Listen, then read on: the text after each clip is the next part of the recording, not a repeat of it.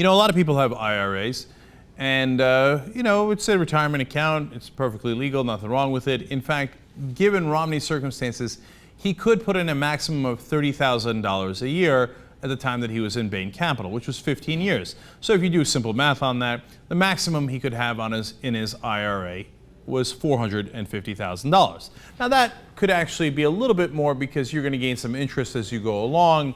It's now, you know, many years later, so it's understandable that could be a little bit above $450,000. Now, do you want to know what his IRA's worth is according to the tax returns he did release for that 1 year in 2010? Between $21 and $102 million. Now, wait a minute. How is it possible that you could have an IRA with maybe $100 million in it? Remember, the whole point is that it shelters it from taxes in the short run. So all that money gets to accumulate tax-free. So he might have broken a record for the biggest IRA in the history of America. No one really knows how he did it. There's one possibility that doesn't quite explain it, but at least goes some of the way towards explaining it. Instead of putting cash in the IRA, he might have put stocks of some of the companies that Bain Capital bought in there, and then when they sold them at a much higher price. Okay, then you times it by 10. So from $450,000, you go to $4.5 million in his IRA. But that's still nowhere near the actual amount, which is between $21 and $102 million. So he definitely did some tricky Harry Pazicki maneuvers in that IRA, ones that cannot be easily explained by not only your average accountant, but even your more sophisticated accountant. So what he did, was it illegal? We have no idea because he won't explain it and he won't show most of his tax returns. He won't show how that IRA exploded in value. He won't show what kind of money he put in there. That's part of why we keep telling you that he should release his tax returns. But if he didn't do anything illegal, boy, he must have walked that line. I mean, he must have figured out a way to get money into that tax-free shelter in ways that the average mind cannot comprehend. Okay, meaning, well, it would be let's put it this way, there is no regular interpretation that would allow you to do that.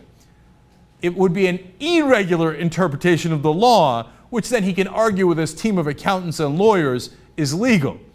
But it'd make one hell of an argument in a court case. Now, of course, he's in the ruling class, so that is inconceivable. Of course, he would never be charged with that. They would never investigate him on that because he's already really, really rich and he's connected to other rich people and he's the Republican nominee for president, so obviously there'll be no such investigation. But if a regular schmo, well, of course a regular schmo wouldn't have that much money, but if somehow you pulled some sort of maneuver and you're not connected to all the other companies on Wall Street, and sometimes they go after rich guys if they're not connected to anybody else. Like, for example, Bernie Madoff, they went with a vengeance after him, even though he was rich. Why? Because he robbed other rich people. Recently, there's been a couple of high-profile insider trading cases on Wall Street. Why? Because they robbed from Goldman Sachs. You rob other rich people? Well, then you're in a load of trouble, right?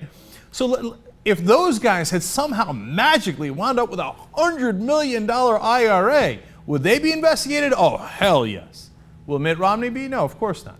But if he's running for president of the United States of America, doesn't he have to explain to us his magical IRA account where he got to put in so much more, exponentially more than any other American can?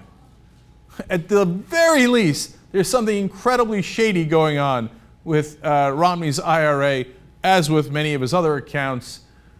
Maybe it's the shade of the palm trees of the Cayman Islands that's creating that shade in all of his accounts.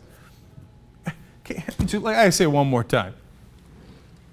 Who thinks having accounts in the Cayman Islands, Bermuda, and Switzerland is not to hide your money? It's for another reason. Oh, golly gee, of all the places I could have had it, I happen to have it in all the places where everybody does tax havens in order to hide their money so they don't have to pay taxes. What a wild coincidence. Come on. Why are we even having this conversation? Obviously, he was hiding his money. Obviously, he didn't want to pay his taxes. Obviously, he's unpatriotic.